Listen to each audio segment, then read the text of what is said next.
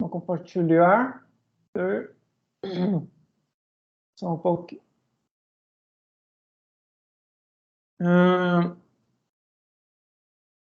Bom, pessoal, na aula passada, né, que foi quinta passada, nós falamos sobre alguns tipos de extensões da análise mendeliana, né? Como o efeito do sexo sobre a expressão dos genes, né? Aí demos o exemplo da puberdade precoce limitada aos homens, né, que seria um tipo de herança limitada ao sexo. Então, sempre lembre-se, né, da diferenciação de uma herança limitada ao sexo, de uma herança influenciada pelo sexo e uma herança ligada ao sexo, né? Então, vocês têm que ser capazes, né, de diferenciar esses três tipos de herança. Tá certo, pessoal? Tá? Falamos de codominância, né? E temos exemplos clássicos associados com os sistemas sanguíneos, né? O sistema MN ou o sistema ABO, que é o mais famoso de todos, né? Então, e o sistema ABO também serve como um exemplo de alelos múltiplos, né? Alelos múltiplos significa que nós temos mais do que 2 alelos para um determinado gene na população, né? Então, no caso do sistema ABO, são 3 alelos, né? Você considera 3 alelos, mas eu já disse para vocês que temos mais do que 3, tá bom? E o sistema ABO, né, é um sistema muito interessante para falarmos tanto de dominância, né, que é a relação dos alelos IA, E e B com o alelo Izinho, né? Então, eles têm uma relação de dominância. Enquanto o alelo IA com o alelo IB, eles têm relação de codominância, né? E, além disso, como nós dizemos, o sistema ABO, né, o sistema sanguíneo ABO, é um exemplo de alelos múltiplos. E também falamos que o sistema ABO é um exemplo de interação gênica, se a gente considerar, né, os genes que dão origem ao antígeno H, né? Então, eu tentei explicar para vocês, na aula passada, que as enzimas que são codificadas pelo gene do sistema ABO, elas agem numa substância precursora, né, que é chamada de substância H ou antígeno H. E esse antígeno H, então, serve, né, como molde para que haja a enzima produzida pelo gene do sistema ABO, dando como origem, então, a substância A, a substância B ou a presença da substância H mesmo, né, que é o caso do izinho, do genótipo izinho. Então, o genótipo izinho, pessoal, eu fui me informar bem na literatura, ela codifica um gene, sim, tá? Só que o gene, na realidade, ele sofre, o alelo, né, ele é decorrente de uma deleção de uma única base. Então, a mutação que deu origem ao alelo izinho foi uma deleção de uma única base, que acabou ocasionando uma mutação frame-shift, né, que vocês viram em aulas passadas. Então, a proteína codificada, ela acaba não tendo ação para modificar o antígeno H. Tá? Então, só para ficar um pouco mais específico nesse assunto, né, que eu acho que o sistema ABO é de interesse dos médicos de forma geral, né? A substância H, pessoal, tá? Só para vocês saberem, vocês até poderiam pensar que a substância H é uma proteína, mas em realidade ela não é uma proteína, né? A substância H é uma sequência de açúcar, é um oligosacarídeo, que tem uma extremidade composta por fucose, que é um açúcar. Tá? Então, a substância H é um açúcar, basicamente. Claro que, o que acontece? O gene H, né, vai codificar enzimas que vão justamente colocar, né, esse açúcar num outro precursor, formando a substância H. Certo? Tá? Então, pessoal, vamos lá. Os genes do sistema ABO, o que eles codificam? Né? Então, como eu disse, o alelo izinho em recessividade, não em dose dupla, ele não vai codificar uma enzima funcional, certo? Então, como ele não codifica uma enzima funcional, essa enzima não vai modificar a substância H. Para variar, a minha bateria está acabando. Então, só um segundo. Vou botar aqui.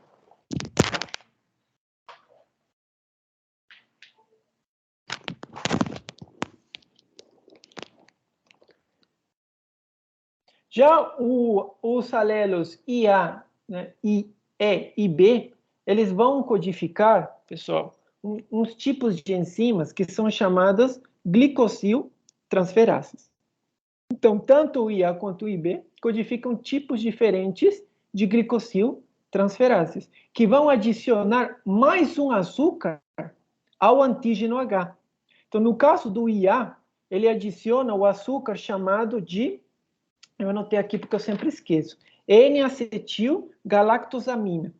Então, o IA codifica uma enzima que vai adicionar N-acetil-galactosamina ao antígeno H, transformando, então, esse antígeno H em antígeno A. Correto? Tá? Já o alelo IB, ele codifica também uma enzima, mas que vai adicionar outro açúcar ao antígeno H. Esse açúcar é uma que vocês já ouviram falar bastante, que é a galactose. Então, essa enzima coloca galactose no antígeno H, transformando esse antígeno H em antígeno B. Né? E enquanto, então, só mais uma vez, os alelos izinhos codificam uma enzima que não consegue adicionar nenhum tipo de açúcar ao antígeno H. O antígeno H fica como antígeno H. Tá bom? Tá? Então, como nós falamos na aula passada, né, é necessário que para esses alelos do sistema B funcionarem, é necessário que para o gene H nós tenhamos pelo menos um alelo dominante, né, que a gente vai chamar de Hzão. Então, se para o gene H nós temos pelo menos um alelo dominante Hzão, nós vamos ter antígeno H. Se nós tivermos dois alelos recessivos, né, que nós vamos chamar de Hzinho, o antígeno H não vai ser formado. Com isso, as enzimas produzidas pelos genes do sistema BO não vão ter função nenhuma. Né? E o indivíduo vai parecer, ou ele vai parecer que é um O, né? Mas a gente vai chamar, no caso, então, um falso O. Né? Então, o falso O só acontece se o indivíduo for Hzinho, né? Para o gene H. Ele tiver os alelos Hzinho. Então, dois alelos recessivos. Tá certo? Tá? E nós também comentamos na aula passada a questão da epistasia, né, pessoal? A epistasia é um tipo de interação gênica, né? É um tipo de interação gênica. Então, aqui no exemplo, o gene H ele é epistático para o gene do sistema BO, né? Porque a expressão do gene H acaba influenciando a expressão do gene do sistema BO. Correto? Né? Então, o epistático é o gene H e o hipostático, ou seja, o gene que sofre, né, que sofre a ação de outro gene, se assim podemos dizer, é o gene do sistema ABO. Ok? Então, nós falamos isso também, né, na aula passada, e finalizamos conversando sobre herança mitocondrial. Né? Também conversamos sobre como diferenciar uma herança mitocondrial de uma herança autossômica dominante, baseada em heredogramas, porque os heredogramas, né, podem confundir da herança autossômica dominante e da herança mitocondrial. Então, vocês têm que ter na cabeça, né, todos aqueles critérios que vocês aprenderam anteriormente para conseguir fazer toda essa diferenciação. Ok? E agora, então, vamos passar para um novo assunto associado com as extensões de análise mendeliana, que é penetrância e... Professor, Oi, pode falar. rapidinho, só deixa eu tirar uma dúvida aqui. Eu não sei Claro. se eu quero ver se eu entendi certo ou errado com relação à aula passada. Lá na questão do... Quando o indivíduo for Hzinho, mas ele for, por exemplo, vamos supor que ele seja Izão A, Izão A, Hzinho. Aí, nesse caso, ele vai produzir o anticorpo anti-B e não vai ter o antígeno A, certo? Não, na realidade, ó, como a gente vai ter o indivíduo Hzinho, ele não produz antígeno H, certo?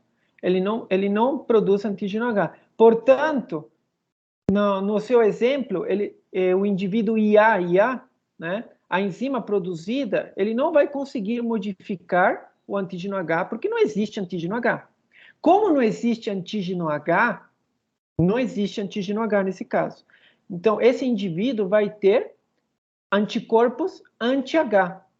Mas, como esse indivíduo também não produziu o antígeno A, esse indivíduo também vai ter anticorpos anti-A e anti-B. Ele vai ter tudo, na realidade.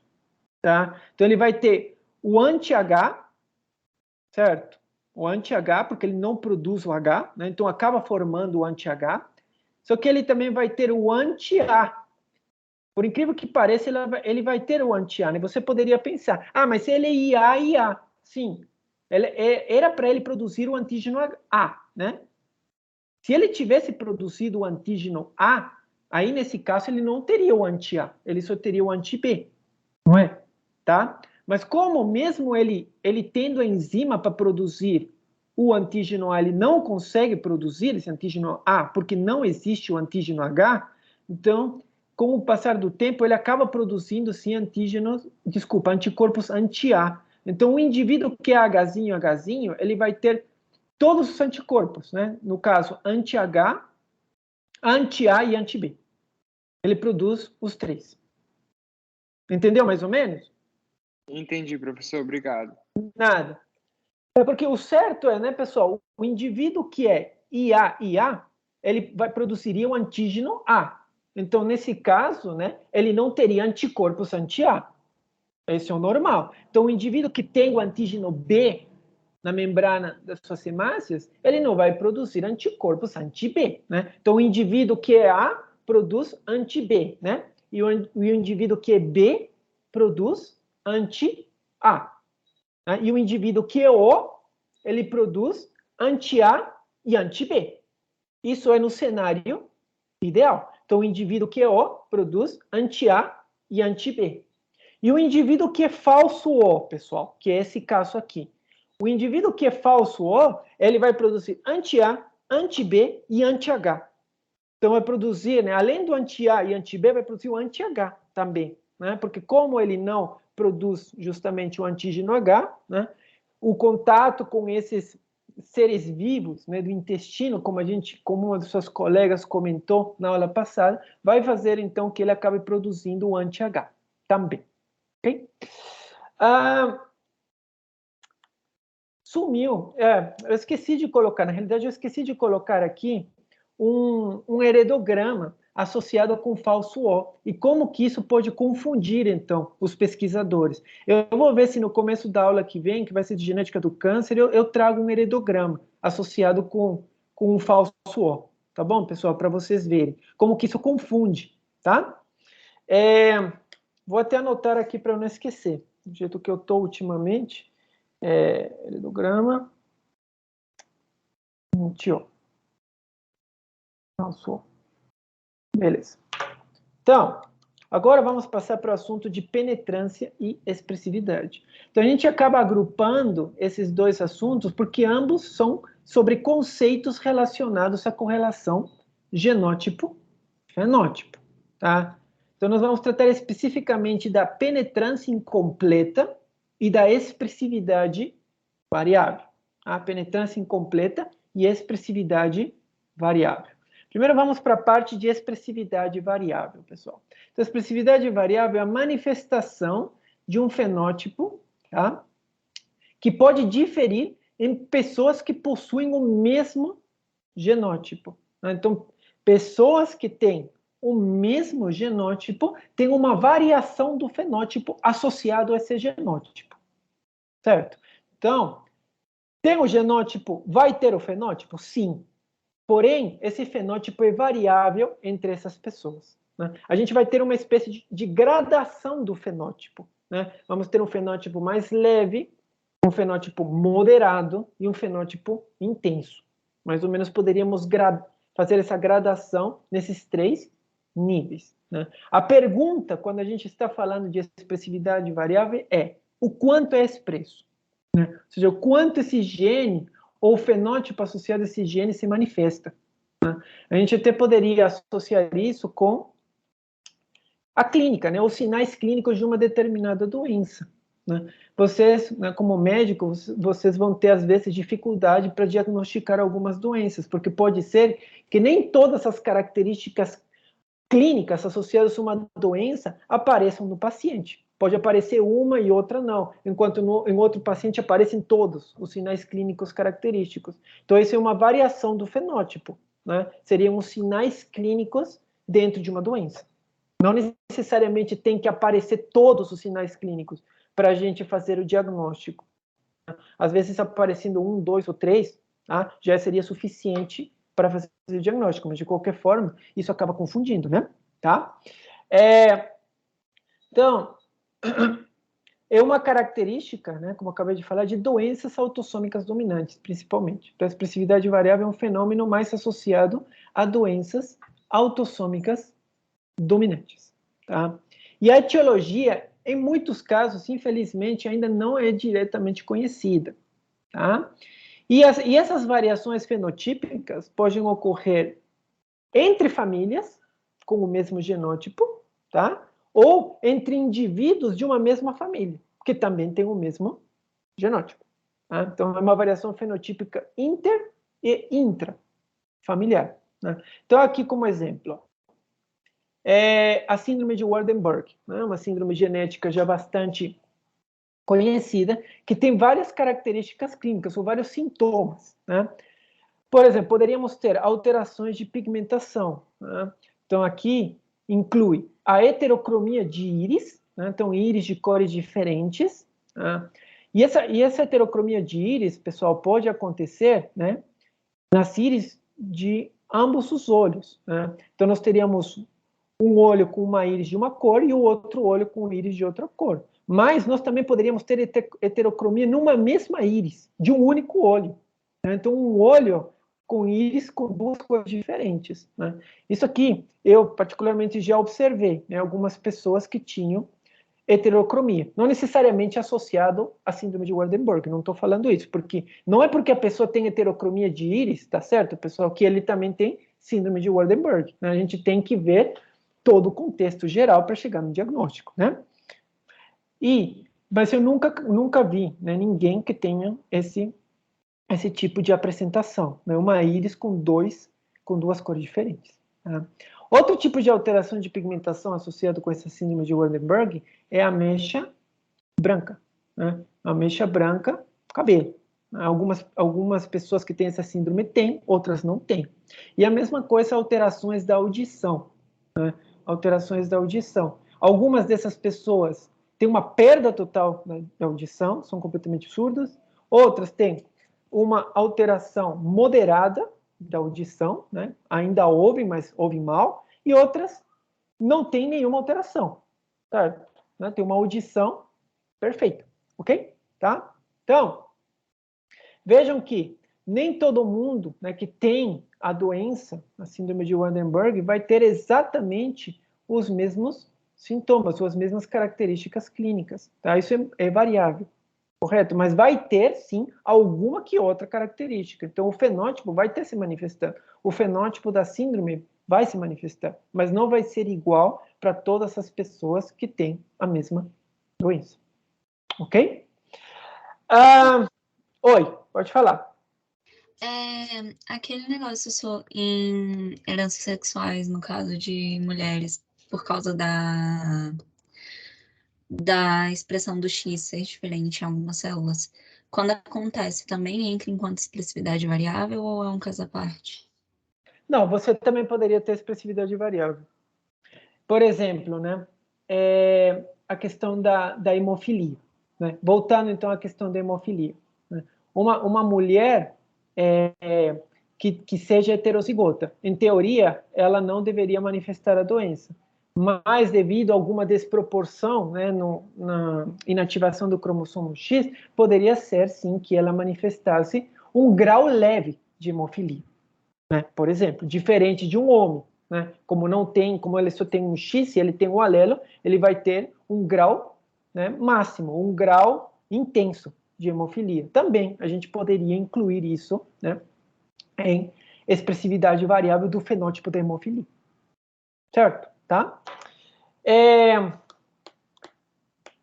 Que expressividade variável, também aqui mostrando a questão da calvície, né? A calvície genética, por exemplo, não é igual para todo mundo, né, pessoal? Alguns pode ser menos grave, né? Perde um pouco de cabelo, enquanto para outros já é extremamente grave, né? E, bom, para essa pessoa aqui seria melhor raspar o que sobrou, né? Não faz sentido ser dessa forma. Bom, se ele achar bonito, né? Quem somos nós para julgar? E agora, né? Vamos contrastar a expressividade variável com a penetrância do gene. Né? Então, penetrância, definição de penetrância. É a presença de qualquer grau de uma característica ou condição clínica de um gene. É a presença de qualquer grau de uma característica ou condição clínica de um gene. Então, quando a gente diz que um gene teve penetrância ou um gene penetrou, significa que o fenótipo associado a esse gene se manifestou, certo? Então, o fenótipo associado a esse gene se manifestou. Não interessa o grau desse fenótipo, vejam isso, pessoal. Não interessa o grau, certo? Então, a penetrância significa, está o genótipo, então vai estar o fenótipo associado a esse genótipo. É isso que significa penetrância, tá? Se está o genótipo, então está o fenótipo, ok? Independente do grau... Oi, pode falar. Eu não entendi. Você pode repetir, por favor? Claro que sim. Então, a expressividade variável, vejam. Quando a gente fala em expressividade variável, está se referindo às manifestações, né, de um fenótipo que são diferentes em pessoas que possuem o mesmo genótipo. Então, quando a gente fala em expressividade variável, estamos nos referindo à graduação ou à gradação de um fenótipo, certo? Tá? Então, o fenótipo está ali, mas ele pode se apresentar em diversos graus nas pessoas que têm o genótipo.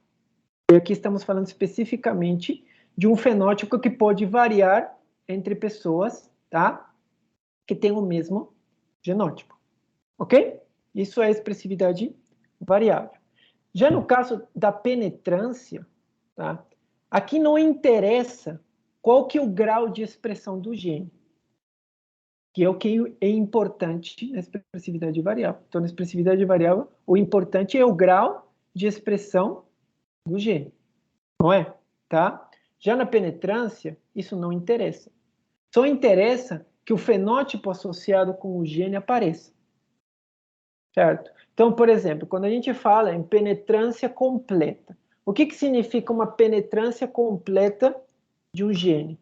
A penetrância completa de um gene significa que se o gene está presente, né, a característica associada com esse gene também está presente. O gene presente, característica associada ou fenótipo associado, também presente. Isso é penetrância, tá? Daqui a pouquinho vai ficar um pouco mais claro para você como diferencia direito, penetrância e expressividade. Tem outros slides que fazem uma comparação melhor, tá? Então aqui, o que eu acabei de falar, ó. Penetrância completa ou incompleta. Penetrância completa, ó. Todas as pessoas portadoras do gene mutado apresentam o fenótipo, né? Então, tem um alelo que causa uma doença, certo? Digamos que é um alelo dominante, correto? Então, se a gente diz que esse alelo, né, daquele gene tem penetrância completa, significa dizer que todas as pessoas que têm esse alelo vão ter a doença, ou vão ter o fenótipo associado com esse alelo, que seria a doença. Ok? Tá? E penetrância incompleta ou parcial, né, nem todas as pessoas portadoras do gene mutado apresentam o fenótipo. Então, vai existir alguns casos que o alelo causador da doença está presente, mas por algum motivo o fenótipo ou a doença não se manifesta. Então, isso é penetrância incompleta de um gene, né? Ou penetrância incompleta de um alelo, tá? Então, o alelo está presente, mas por algum motivo ele não se expressa, ou seja, o fenótipo associado a ele não aparece, ou seja, a doença não se desenvolve. Ok? Tá? Então, e a penetrância... Oi, pode falar. A gente pode pensar, então, que a expressividade tem a ver... A expressividade variável tem a ver com um indivíduo e a penetrância com uma população de indivíduos? Não, daqui a pouquinho eu mostro direitinho. Tem outros slides aqui mais para frente que fazem essas comparações, tá vendo? Tá? Aí vai ficar bem mais claro para vocês, tá? como diferencia penetrância e expressividade, tá bom? Mas o que eu queria comentar da penetrância incompleta, né, pessoal? Que esse é um problema para analisar heredigramas. Às vezes a gente vai acabar tendo uma impressão errada do tipo de herança de uma doença no heredograma devido à penetrância incompleta. E isso tenderia, né, a dar um diagnóstico errado, né, um aconselhamento errado para as pessoas daquela família, tá? Então, isso também vai acontecer principalmente em heredigramas de doenças autossômicas dominantes, né? A transmissão da doença ao longo das gerações parece pular uma geração, né? Então, se vocês olharem aqui, vocês poderiam pensar, isso aí, provável que possa ser, talvez, né, uma herança autossômica recessiva, por exemplo. Por quê? Porque está pulando geração. Então, esse pulo de geração dá uma impressão errada, né? Então, a gente poderia tentar intuir que seja uma herança recessiva, quando na realidade não é. É uma herança dominante, né? E por que vem o problema? O problema vem por causa da penetrância incompleta. O que acontece na realidade nesse heredograma, pessoal? O que acontece é que o indivíduo 2,2, que seria esse daqui, ele tem sim o alelo dominante causador da doença.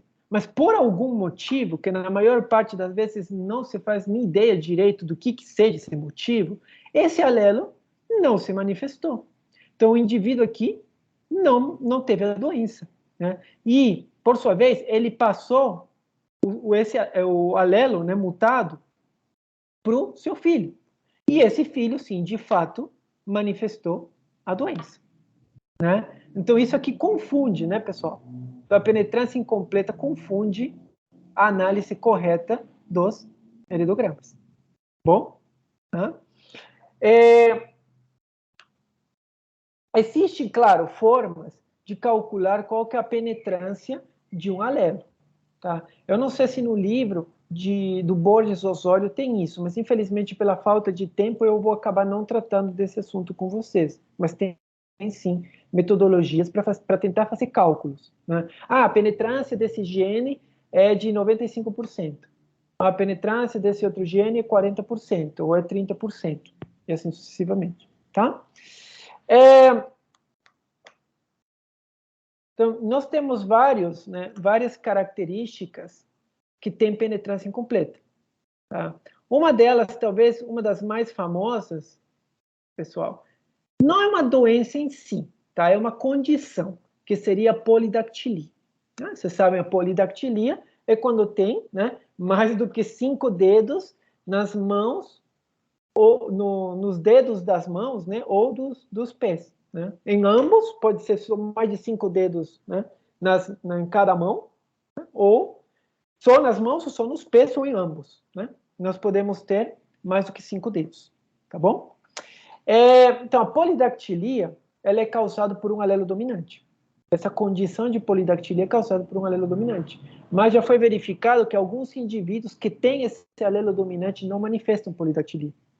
Certo? Infelizmente, ainda não se conhece direito por quê. Com certeza, né, deve estar tendo a ação do produto de algum outro gene, que de alguma forma mitiga, né, faz uma mitigação do efeito daquele alelo dominante. E por isso ele acaba não causando, né, a condição, que seria a polidactilia. Tá? Porque é só vocês pensarem, né? Nenhum produto de um gene age sozinho. Né, pessoal? Ele sempre está associado com bias. Né? Então, com base nisso, a gente poderia pensar que está tendo a ação de algum outro gene que, agindo em conjunto com esse alelo, faz com que ele não se expresse ou alguma coisa do tipo. Ok? E aqui, só para tentar ficar mais claro para vocês, né, que a penetrância e a expressividade são conceitos distintos. Olha só as perguntinhas que a gente tem que fazer para cada um desses conceitos. Para penetrância, é sim ou não. Sim ou não do quê? Né? Sim ou não se o fenótipo está presente ou não está presente. Então, o fenótipo está presente? Então, isso significa que a penetrância do gene foi completa. Ah, o fenótipo não está presente? Então, significa que a penetrância do gene foi incompleta ou parcial. Então, a penetrância é sempre aquela relação. Se o alelo está presente, né, o genótipo associado também teria que estar presente. O fenótipo associado também teria que estar presente. Tá? Já no caso da expressividade, vejam que a pergunta não é sim ou não, e sim o quanto é. Né? Porque aqui, quando a gente fala em expressividade, necessariamente o fenótipo já está presente. Certo, pessoal? Quando a gente fala em expressividade, necessariamente o fenótipo já está presente. Correto? Tá? O fenótipo já está presente. Então, o que a gente quer saber aqui, né? Se esse fenótipo ele é mais leve, ele é mais moderado, né? Ou ele é mais intenso. Então, a gente quer saber a graduação desse fenótipo. O quanto, né? Que aquele gene se expressou. Né? Então, aqueles fenótipos foram mais leves, mais moderados ou mais intensos. Tá bom? Ó, cadê? Penetrância.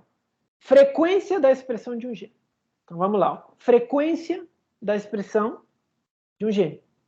Enquanto a expressividade é o grau de manifestação de um fenótipo.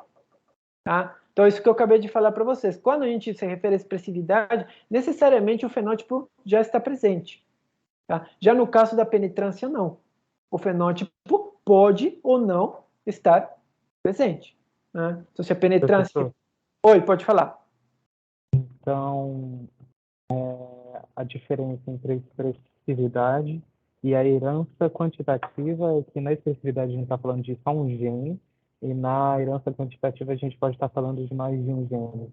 Seria isso? Não, desculpa, tá ruim o áudio, eu não consegui entender a pergunta. Ficou melhor de ouvir agora? Agora sim.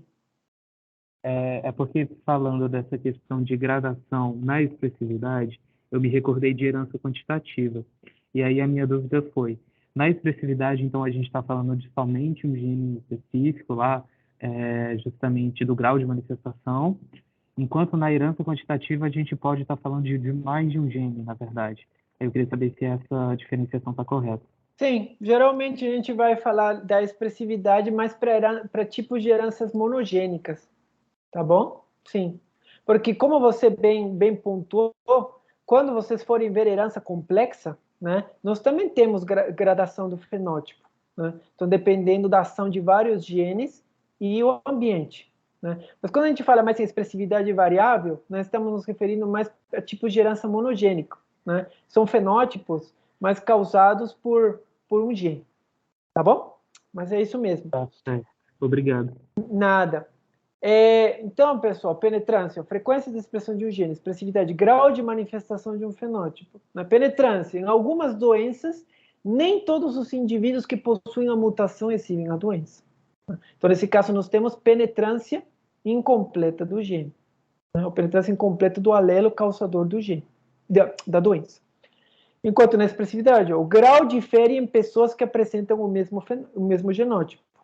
Então, essas pessoas que têm o mesmo genótipo têm um fenótipo, tá? Eles têm, só que em graus diferentes, tá bom? Graus diferentes. Então, mesmo dentro de uma família, a expressão clínica de um distúrbio pode variar, né? A maior parte de síndromes, pessoal, que são causados, né, por mutações em um único gene, tem caso de expressividade, tá? Tem casos de expressividade. Aqui, inclusive, né, eu gostaria até de mencionar a síndrome de Down. Tudo bem, a síndrome de Down não é causada por mutação em um único gene, né? Então, síndrome de Down, como vocês sabem, né, cansaram de estudar também, é causado por uma trissomia do cromossomo 21. Né? Nós temos um cromossomo 21 a mais nessas pessoas. Mas vocês já devem ter lido que os fenótipos, né, ou as características clínicas desses pacientes com síndrome de Down não é o mesmo em todos. Há uma grande variabilidade de sinais, de sintomas, né, de características clínicas nesses pacientes. Por exemplo, a gente vai ter algumas dessas pessoas, né, que conseguem acompanhar a escola, né, por mais tempo do que outras, que é muito mais difícil de eles acompanharem uma escola normal, tá certo? Tá? Eles acabam tendo que ter uma educação um pouco mais direcionada, enquanto outras pessoas com síndrome de Down conseguem acompanhar as escolas ditas normais por mais tempo, né? Tá? E, por exemplo, também, algumas pessoas com síndrome de Down têm problemas do coração, outras não têm, né?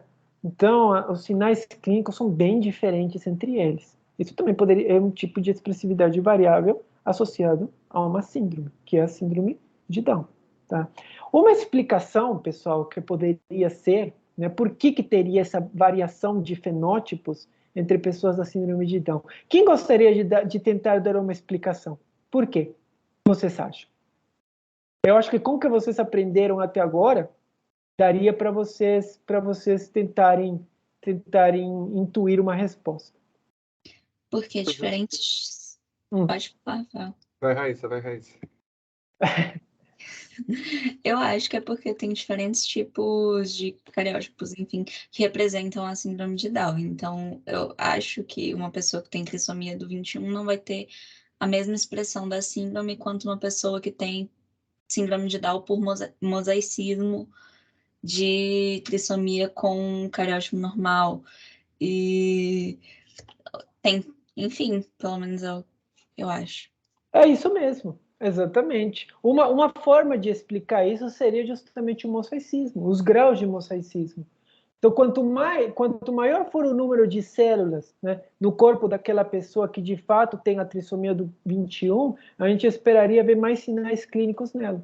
Então, digamos que tem uma pessoa que tem síndrome de Down, mas quando a gente faz pesquisa de citogenética, a gente vê que ela tem um mosaicismo de 50%, ou seja, 50% de células são normais e 50% de suas células têm a trissomia do 21. Então, nesse caso, a gente esperaria um nível, né, ou fenótipos mais leves. Certo? Então, o mosaicismo seria uma forma de a gente tentar explicar. Tá bom? Certo, pessoal? Tá?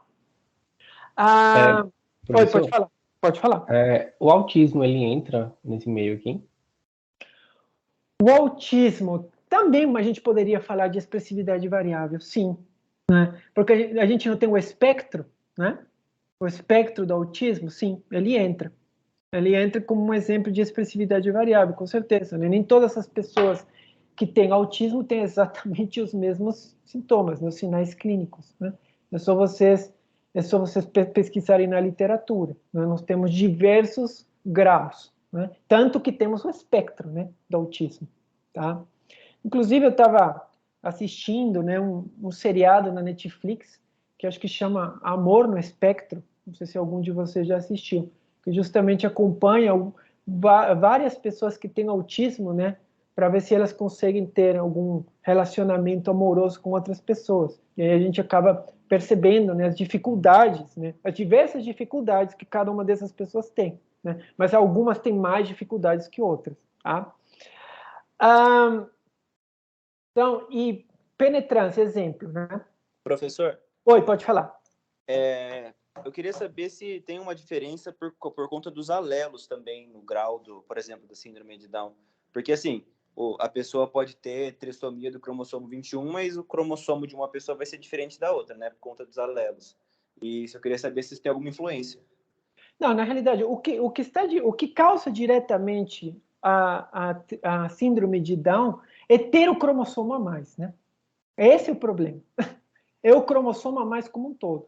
Né? Porque a síndrome de Down não a gente não chama ela de doença, é uma doença genética. É sim, mas a gente costuma chamar ela de doença cromossômica, especificamente, né? Porque são vários genes envolvidos com o aparecimento da doença. Né? Não é um único gene. Né? Porque geralmente quando a gente fala em doença genética, estamos referindo à ação de um único gene. Já quando falamos em doença cromossômica, são vários genes. Né? Vários genes. Então, ainda não se sabe direito quais são os genes dentro do cromossomo 21 que estão envolvidos com o aparecimento do síndrome de Down. Por quê? Porque existem casos, pessoal, que não necessariamente nós temos que ter um cromossomo 21 inteiro a mais para a pessoa apresentar síndrome de Down.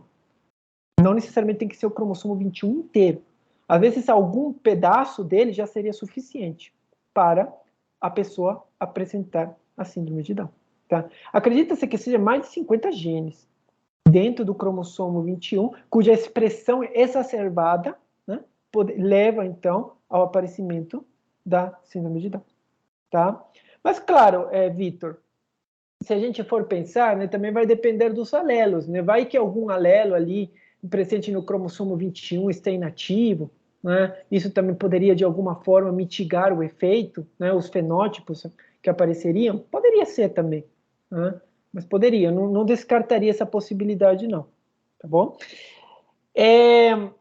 Professor, Oi, pode falar. só para continuar nesse assunto, eu tenho uma dúvida e uma outra dúvida também do Lucas, que mandou aqui no chat. A primeira seria por que ter esses genes duplicados, por exemplo, na síndrome de Down, né? De Down, quer dizer, triplicados nesse caso, é um problema. Tipo, quais são as complicações citogenéticas disso? Porque até naquela atividade dos cariótipos que a gente tem que fazer, eu fiquei um pouco em dúvida quais seriam exatamente. Eu pensei talvez isso afete a expressividade, a expressão gênica, né? De transcrição, replicação, tudo isso. Tem a ver? Sabe qual é o problema? Quando a gente tem, né, cromossomos a mais, significa que nós teríamos alelos a mais. Né? E se nós temos alelos a mais, e considerando que todos esses alelos sejam ativos, né, nós teríamos muito mais produção de proteínas do que deveria ser. Né? Então, se nós temos 2 alelos ativos, que é o normal para um determinado gene, eu produziria uma quantidade X de proteína, correto?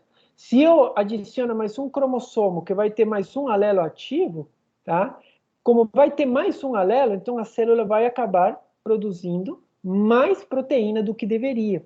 E isso acaba desregulando, tá, a ação da própria célula, né? Então, acaba desregulando todo o processo, porque vai ter muito mais proteína do que deveria, porque tudo na célula é bem controlado, né? Então, o gene, ele é transcrito, né? Ele vai ser traduzido, ele tem que produzir uma certa quantidade, né? Depois, aquele gene inativado. Então, tem tudo bem regulado. Quando a gente acaba tendo alelos a mais, né?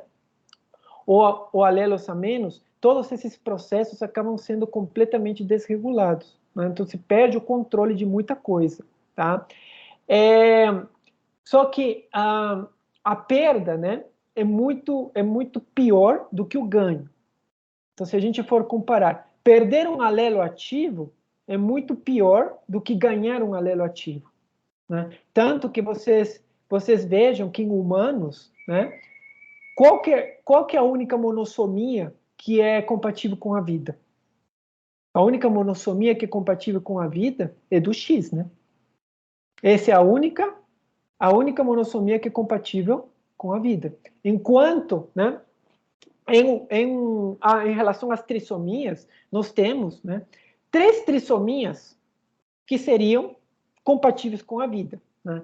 Que é a trissomia do 9, do 13 e do 18. Né? Não, desculpa. É do... Sempre esqueço. É do 21. Pô, me ajudem ali, eu sempre esqueço. Temos 21, 18 e 13. Sempre esqueço. 21, 13 e 18. Eu não sei por que veio 9 na minha cabeça. Então, são os 3, né, que são compatíveis. Sendo que a do 21, né, é a que mais compatível com a vida, né, pessoal? Assim, a trissomia do 21 é a que mais compatível com a vida, né? Sendo que a do 13 e 18 é menos compatível. Tá? Claro que nós também podemos ter outras trissomias compatíveis com a vida, mas em mosaicismo. Se vocês forem pesquisar em fontes confiáveis, vocês vão ver, né, que existe indivíduos que têm trissomia do cromossomo 8. Tem trissomia em mosaicismo. O número de células, né, ele é menor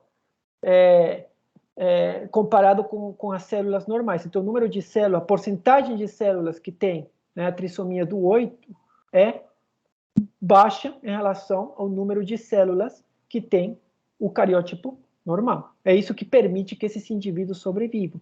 Mas aí você pode se perguntar, por que a trissomia do 21 é compatível com a vida e a trissomia do 1 não é compatível com a vida? O que você acha que explica isso? Por quê? Por que a do 21 é compatível, mas a do 1 não? Quem que quer tentar explicar, pessoal? Por que vocês acham que não é compatível? O tamanho do cromossomo? Isso. Isso tem a ver, pelo tamanho do cromossomo. Quanto maior o cromossomo, em teoria, mais genes ele tem. Então, vejam, no cromossomo 1, pessoal, é o maior cromossomo que nós temos. Então, tem muito mais genes do que no cromossomo 21. Então, ter um cromossomo 1 a mais vai desregular muito mais genes do que ter um cromossomo 21 a mais. Além disso, né, além de a gente ver a quantidade de genes que são desregulados, a gente também tem que ver a função desses genes, né? Então, não é simplesmente, porque no cromossomo 1 então desregula mais genes do que no cromossomo 21, então por isso que a trissomia do 1 não é compatível. Tem a ver, mas também tem a ver com a função dos genes, né? Nós temos, por exemplo, no cromossomo 1, vários genes importantes para o desenvolvimento, né? E qualquer desregulação disso, então, leva a abortos espontâneos. Correto? Tá? Alguém queria falar mais alguma coisa? Professor, eu acho Oi. que a professora Silviane tinha falado pra gente que a monossomia do X também não era compatível com a vida quando era gerada pelos gametas que se encontravam e formavam o zigoto. Só quando acontecia por causa de algum retardo anatásico durante as divisões celulares do zigoto para virar, enfim, embrião. Ótimo, Raíssa. Excelente pergunta. Eu já ia tratar sobre esse assunto.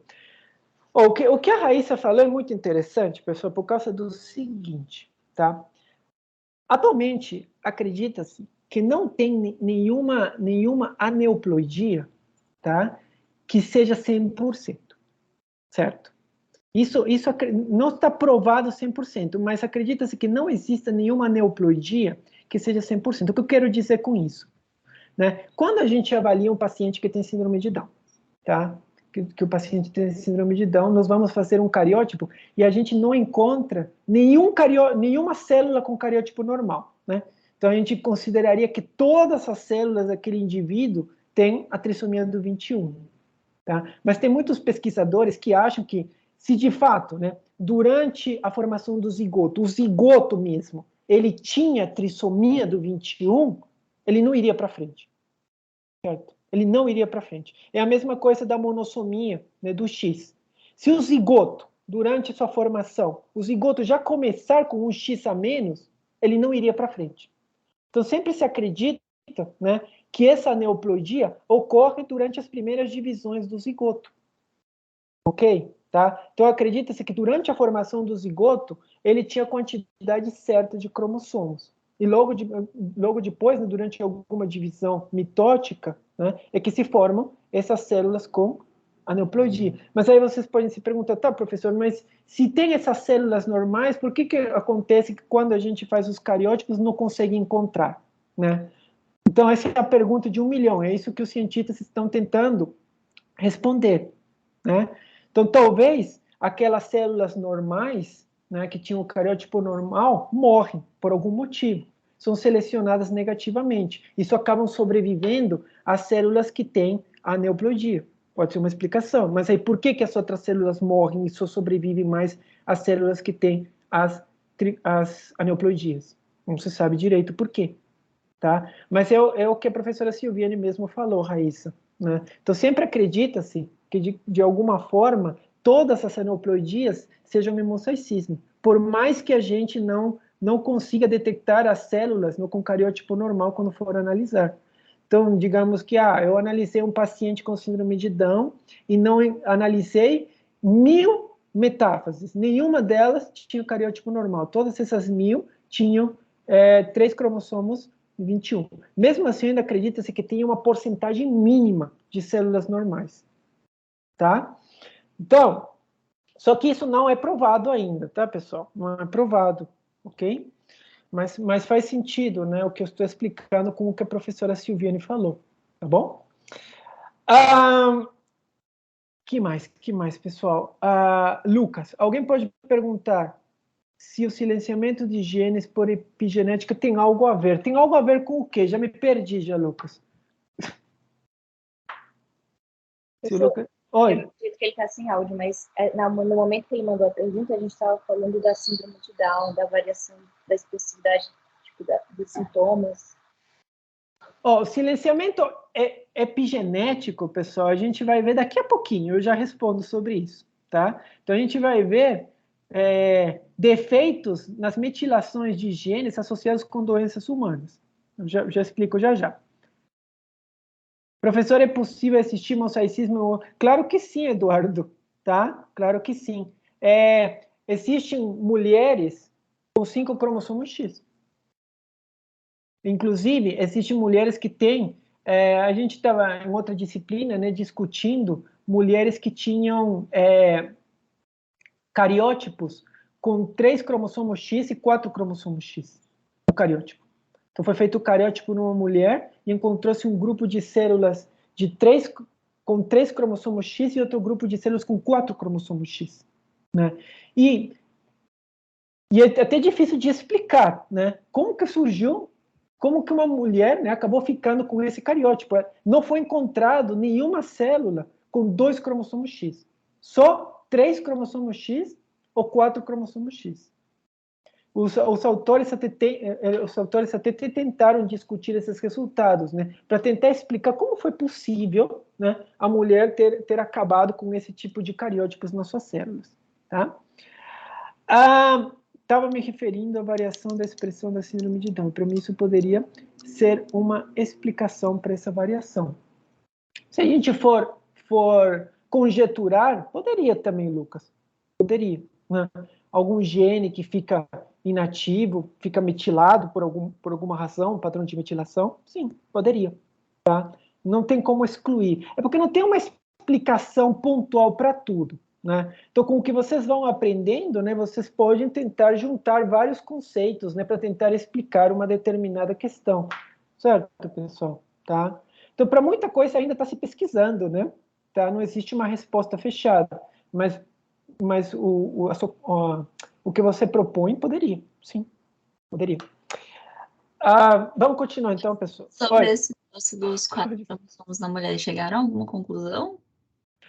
Não chegaram a nenhuma conclusão. Inclusive, eu e a professora Silviane, a gente até tentou pensar, né, como foi possível ter se formado esse tipo de cariótipo. Muito estranho, a gente não chegou a nenhuma conclusão, não. Não chegamos a nenhuma conclusão. Ficou muito estranho.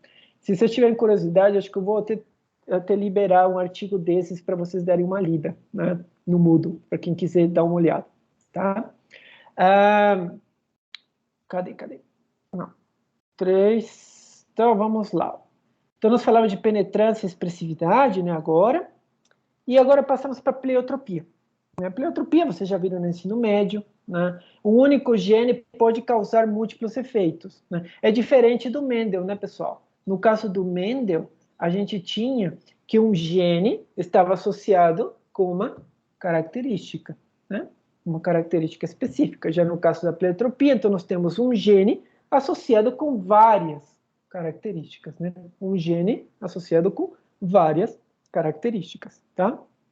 Então, acontece, né, quando um único gene controla diversas características fenótipas, muitas vezes não estão relacionadas. Isso aí é bem interessante também, né? Podem ser características completamente diferentes umas das outras, né? Isso também está associado diretamente, né, pessoal, com as doenças, tá? Então, vocês estão vendo que muitos conceitos se sobrepõem. Quando a gente pensa numa doença específica, a gente pode falar de muitas coisas diferentes, né? Então, se eu fosse pensar aqui também, né, em relação dessa síndrome de Waardenburg, né, que, digamos, seja ocasionado pela mutação de um gene X, né? E ele está associado, por um lado, com audição e, por outro lado, com pigmentação. Vejam que são duas características diferentes. Então, eu poderia também dizer que o gene causador dessa síndrome é o gene pleiotrópico. Também se inclui nisso. Né? Então, muitos conceitos, eles se sobrepõem, certo, pessoal? Então, não simplesmente, né, vejam as coisas completamente por separado. Não. A gente explica por separado para vocês tentarem compreender. Mas aí uma sobreposição, às vezes, de conceitos dentro de uma mesma doença. Ok? Então, a questão da fenilcetonúria também. Né? A doença, a fenilcetonúria. Também o gene, né, que causador da fenilcetonúria é um gene pleiotrópico. Né? Vejam algumas características que estão associadas com o gene causador da fenilcetonúria. Né? Esse gene está associado com pigmentação de cabelo, pigmentação de olho, pigmentação de pele, né? Retardo mental, para variar. Eu não modifiquei, né, esses slides, eu já cansei de falar para vocês que isso aqui está errado. Enfim. Então, pessoal, nunca usem essa terminologia, certo? Então, aqui mesma coisa, né? Não. Então,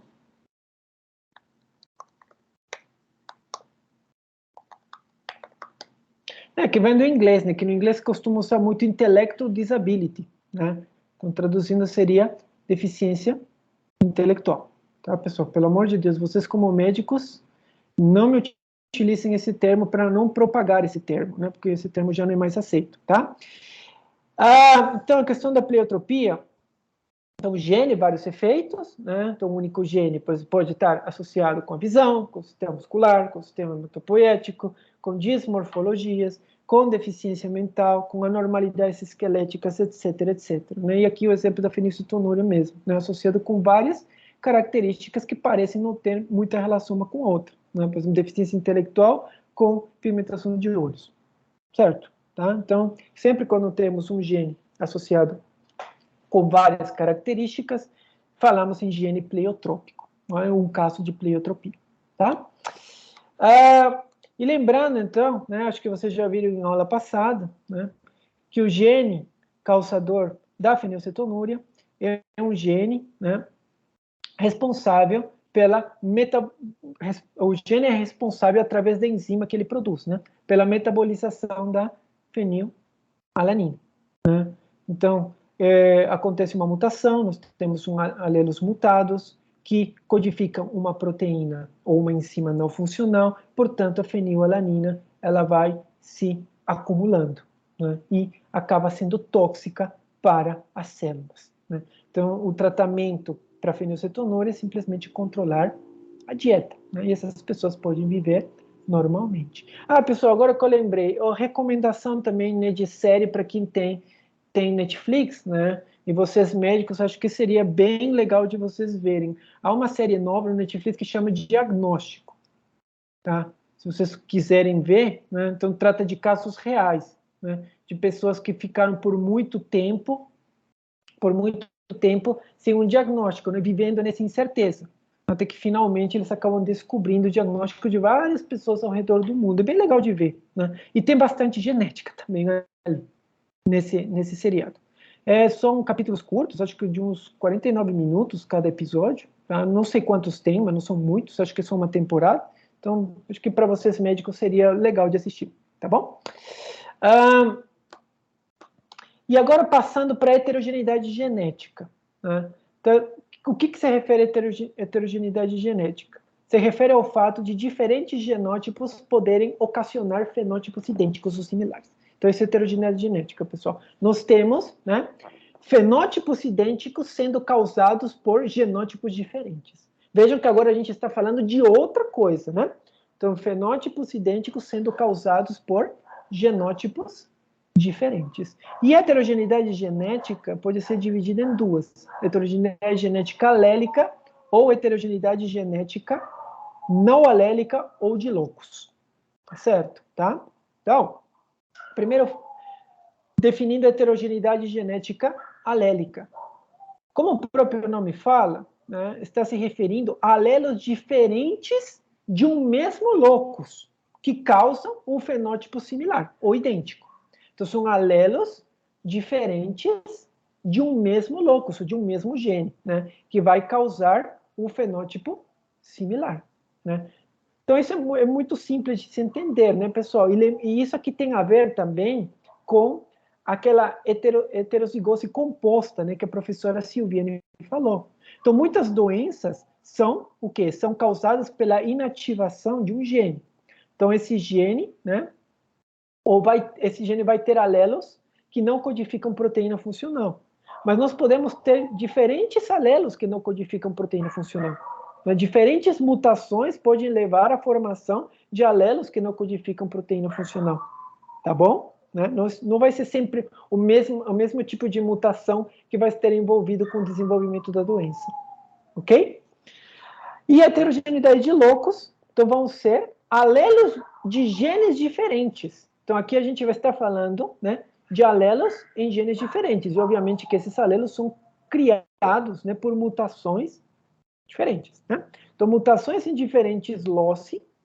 Lembrando que loci é o plural de locus, né, pessoal? Tá? Mutações em diferentes loci podem explicar uma mesma característica, tá bom? Então, aqui estamos falando de alelos de um mesmo gene associados com um fenótipo idêntico ou similar, e aqui estamos falando de alelos de genes diferentes associados com o mesmo fenótipo, ou um fenótipo similar, tá? E aqui, nesse caso, esses genes, né, podem interagir em vias biológicas diferentes ou interagir na mesma via biológica, tanto faz. Tá? E como exemplos máximos, né, eu poderia falar para vocês, novamente, né, da distrofia muscular, certo, pessoal? Tá? Então, existem dois tipos de distrofia muscular, a de Duchenne e a de Becker. E os dois são causados por mutação no mesmo gene. No mesmo gene. Então, nesse caso, nós vamos falar de heterogeneidade genética alélica, né? Um tipo de alelo daquele gene vai causar a distrofia muscular de Duchenne e o outro tipo de alelo do mesmo gene vai causar a distrofia muscular de Becker, né? E lembre-se, estamos falando em ou fenótipos idênticos ou fenótipos semelhantes, tá? Então, não necessariamente tem que ser idêntico, né? Pode ser fenótipos semelhantes, né? Mesmo porque qual que é a semelhança entre esses dois tipos de distrofia muscular? Né? Obviamente que é a degeneração da função muscular. Porém, a distrofia muscular de Duchenne é muito mais severa, né, do que a distrofia muscular de Becker. Né? Os indivíduos na distrofia muscular de Duchenne, a expectativa de vida deles é muito baixa. Né? Geralmente na adolescência, quando eles chegam na adolescência, ou pouco tempo depois, eles já estão em cadeira de rodas, né? E uns 20 e poucos anos eles podem falecer, infelizmente. Já os indivíduos que têm Becker, eles conseguem sobreviver bem mais tempo, tá bom? E só para vocês, né, lembrarem de aulas passadas, né, o que diferencia geneticamente a distrofia muscular de Duchenne da de Becker? O que vai diferenciar? Né? O tipo de mutação, né, e o alelo que apareceu. Então, o alelo que ocasiona a distrofia muscular de Duchenne é um alelo decorrente de uma deleção de um número de pares de bases não múltiplo de 3. Então, esse tipo de deleção cria uma mutação frame shift. Né? Então, esse alelo vai codificar uma proteína que não tem nada a ver com a proteína original, que é a distrofina. Então, ele vai codificar uma outra proteína. Tá certo? Tá? Então, a gente vai concluir que tem ausência da proteína distrofina, que não tem distrofina. Né? Já no caso da distrofia muscular de Becker, ela é causada por alelos que foram formados por deleção de trincas de pares de bases. Então, deleções de trincas de pares de bases não formam ou não ocasionam mutações frame shift. Né? Portanto, vai ser sim formada uma proteína, claro, não vai ser idêntica à original, mas ela ainda vai conservar alguma função da original.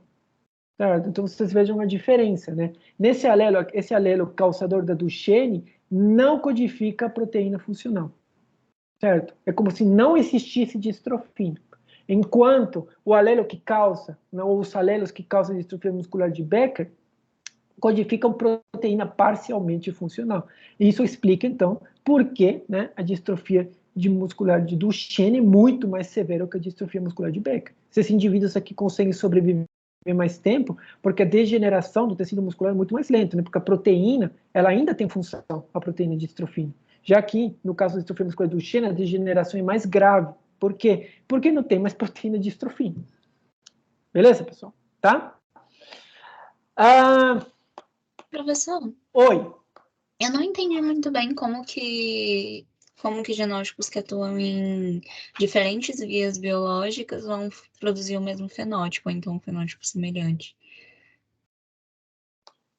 Essa parte aqui, interagem em vias biológicas diferentes. Isso. Para você conseguir visualizar isso, eu vou ver se... Eu acho que eu disse que eu ia fazer isso e não fiz, que é trazer uma figura sobre isso. Me cobra para o início da aula que vem uma figura sobre isso, tá bom? E aí a gente fala, finaliza essa explicação. Tá certo? Certinho. Só deixa eu anotar aqui, porque eu estou esquecendo tudo, então. Lógicas. Minha cabeça agora tem outro lugar. Lógicas diferentes. Figura. Espera aí, pessoal. Só um pouquinho.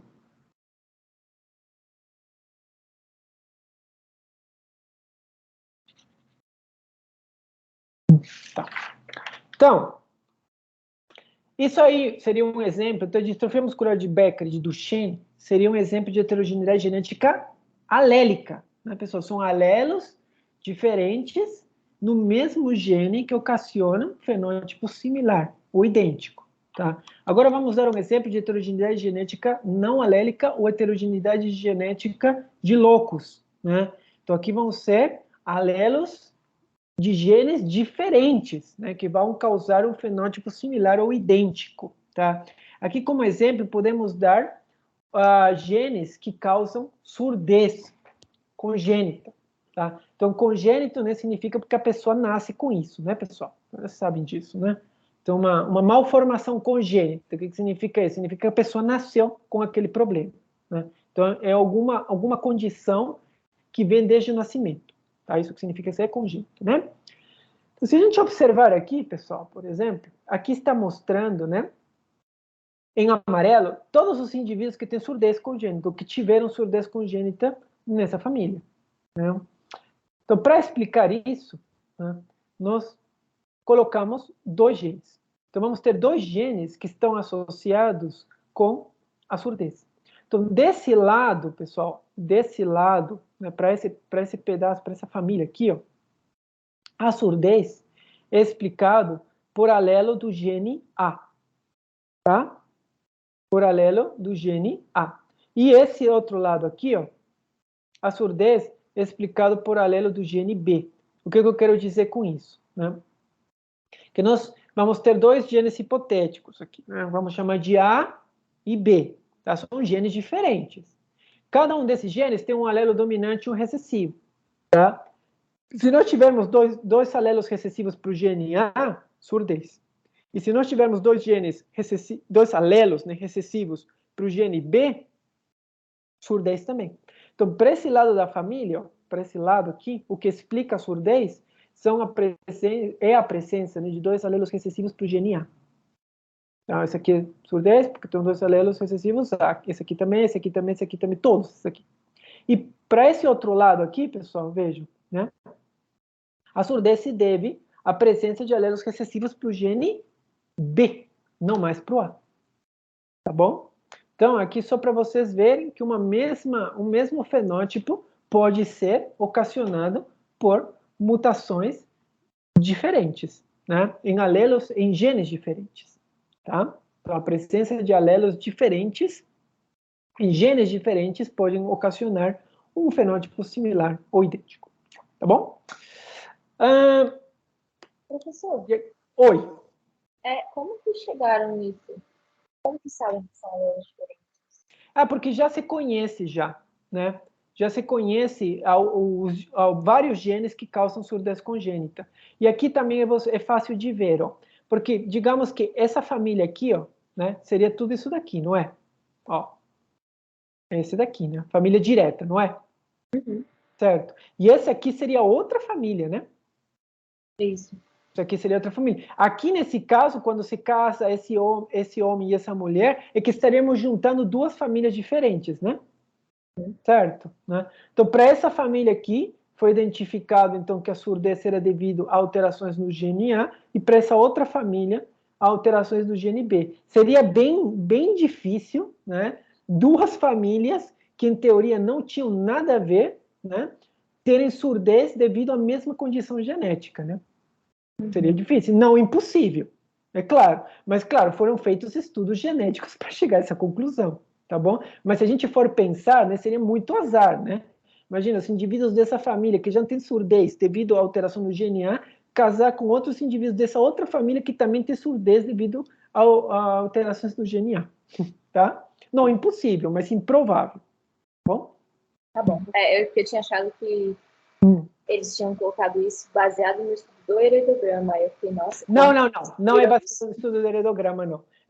Para chegar a essa conclusão, foi feito mais outras coisas. Foram feitos estudos genéticos mesmo. Tá bom? Obrigada. Nada. Porque vendo dessa forma aqui, né, pessoal, tá? O que a gente pode pensar, né? Aqui necessariamente... e outra coisa bem interessante aqui também, né? Que a gente poderia se confundir, é que não pula gerações, né? Aqui não pula gerações. E a gente poderia achar, né, que seria uma herança autossômica dominante, não é? Poderia ser uma herança autossômica dominante. Se eu desse apenas para vocês aqui, né, esse heredograma aqui, todos os indivíduos afetados, vocês iam achar que é mais provável que seja uma herança autossômica dominante, mas na realidade não é. É uma herança autossômica excessiva. Por isso, pessoal, não é tão fácil analisar heredogramas, né? E por mais que a gente ache que uma coisa é a mais provável, não significa que é verdade. Pode ser que esteja errado, pode.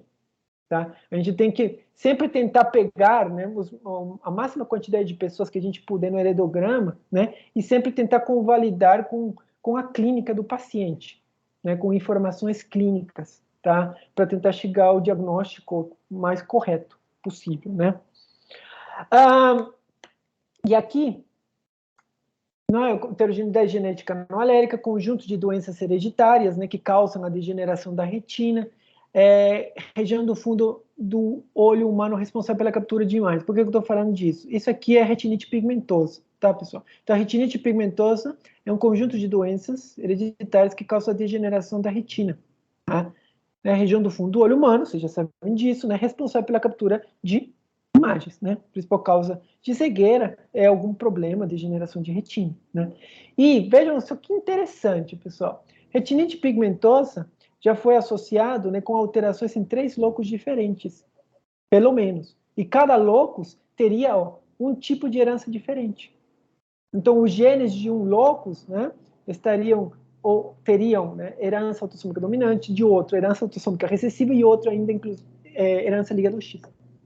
Certo? Então, vejam, uma mesma condição, a mesma doença, sendo causada por mutações em genes diferentes, inclusive esses genes tendo heranças diferentes. Tá bom?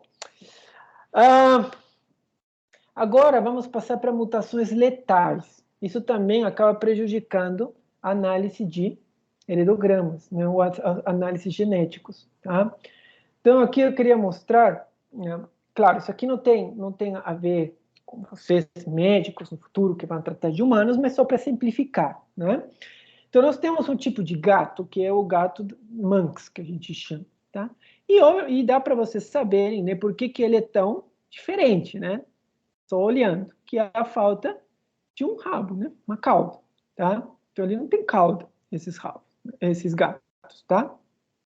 E essa condição, essa falta de cauda, né, é ocasionada por mutação em um gene. Então, nós vamos considerar o gene M, tá? Quando há a presença de um alelo ML, tá, pessoal? Um ML, o indivíduo ele não tem cauda. O gato não tem cauda. Mas vejam só que interessante, né? Quando esse gene tem 2 alelos ML, isso significa morte. E por que eu estou mostrando isso aqui para vocês? Porque dependendo do tipo de característica que a gente está analisando, um alelo pode ser classificado de formas diferentes, né? Então, por exemplo, para a característica cauda, de ter ou não ter cauda, o alelo ML, ele é dominante, sim, porque a presença de um único alelo ML é suficiente, né, para o gato não ter cauda. Então, para a característica, né, ter ou não ter cauda, o alelo ML, ele é dominante, mas para característica sobrevivência, o alelo ML é recessivo, né? Porque ele tem que estar em dose dupla, então, para causar morte no animal. E, na realidade, isso aqui é um letal embrionário, tá, pessoal? Então, o gatinho, né, nem chega a se desenvolver, tá bom? Então, com um alelo irmão, é suficiente para o gato, né, se desenvolver, ele nascer e viver. Agora, infelizmente, o alelo ML, né, em dose dupla, tá? Ele acaba sendo, né, não compatível com a vida, né? A função desse alelo, desse gene M, é muito importante no desenvolvimento embrionário, né? E a presença de 2 alelos ML, então, acaba não sendo compatível com a vida, tá? Então, é necessária a presença de pelo menos um alelo irmão, né, para o gato conseguir se desenvolver, nascer, né, e viver, tá bom? E por que mutações letais, né, complicam heredogramas? Vamos ver aqui. Outro exemplo seria em relação à cor amarelo de camundongos, né, que é bem similar ao que a gente falou aqui dos gatos mangos. Em que sentido? Existem dois grandes grupos de cores, né, nos camundongos, que seria a cor agute, que a gente chama, né, a cor selvagem, e a cor amarela. A cor agute é um fenótipo recessivo, tá? Que nós vamos associar com 2 alelos ipsim. Já a cor amarelo, certo, pessoal? Seria o fenótipo dominante, né? O fenótipo dominante, que é ocasionado pela presença de pelo menos um alelo ipsão linha, tá? Mas vejam que 2 alelos ipsão linha significa letalidade, tá? Então, significa letalidade. Então, todo camundongo amarelo, necessariamente, ele é heterozigoto. Necessariamente. Tá? Necessariamente é heterozigoto. Ok? Então, se a gente tem o cruzamento de 2 camundongos amarelos, qual que seria a proporção fenotípica obtida? A proporção fenotípica, pessoal, olha só que interessante, vai ser de 2 para 1. Não mais 3 para 1, né? Como a gente poderia esperar, ou poderia supor, né? Se o Y' em homozigose ele não fosse letal, a proporção seria 3 para 1, não é? Seria 3 amarelos para cada um agute. Mas como esse Y' em homozigose é letal, então a proporção fenotípica é 2 para 1. É 2 para 1, tá bom? Então é 2 para 1. Ao invés da proporção mendeliana 1 para 2 para 1, claro, isso aqui é a proporção... Isso aqui é a proporção genotípica, né, pessoal? Tá? Proporção genotípica, né? 1 para 2 para 1. 1 para 2 para 1, né? 1 para 2 para 1. Lembre-se, esse aqui a gente está tentando fazer um paralelo com os cruzamentos heterozigotos da geração F1 do Mendel. Vocês lembram, né? O cruzamento de 2 heterozigotos no F1 geraria, né, na F2, a famosa proporção, né, fenotípica de Mendel, 3 para 1. E aqui isso não acontece, né? Por causa que o alelo Y' em homozigose, ele é letal. Tá? Ele é letal. Então, por isso, quando pergunta, se houvesse uma pergunta aqui de probabilidades, por exemplo, né? Nesse cruzamento, qual é a probabilidade, né, de termos um camundongo amarelo, de nascer um camundongo amarelo desse cruzamento? Né? Qual é a probabilidade de nascer um camundongo amarelo? Qual seria a resposta, pessoal? Qual é a probabilidade de, nesse cruzamento, nascer um camundongo amarelo? Qual é a probabilidade? Qual que é a resposta? Ninguém? 2 terços. 2 terços, exatamente. 2 terços. Porque aqui meu universo não são mais 3 possibilidades, porque isso aqui você desconsidera, pessoal. Isso aqui nem nasce, certo? Como vocês estão vendo aqui, ele é letal embrionário, nem nasce, ele é abortado, correto?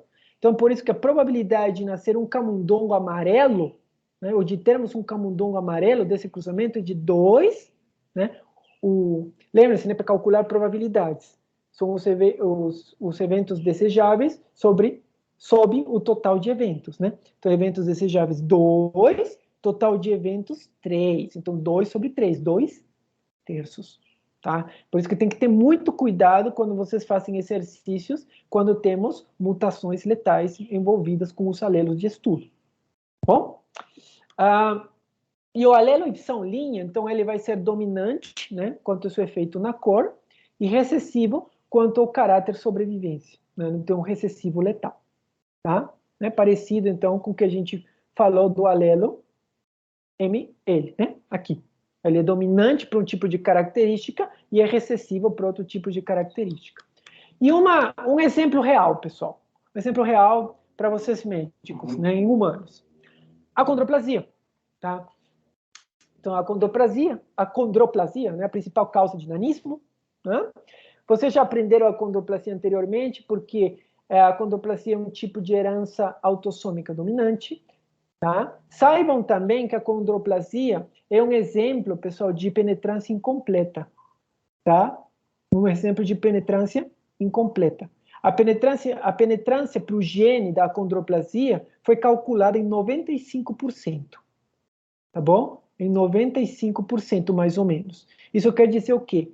Se o alelo que causa a condroplasia está presente, em 95% das vezes, a pessoa vai ter o fenótipo, ou seja, vai ter o nanismo.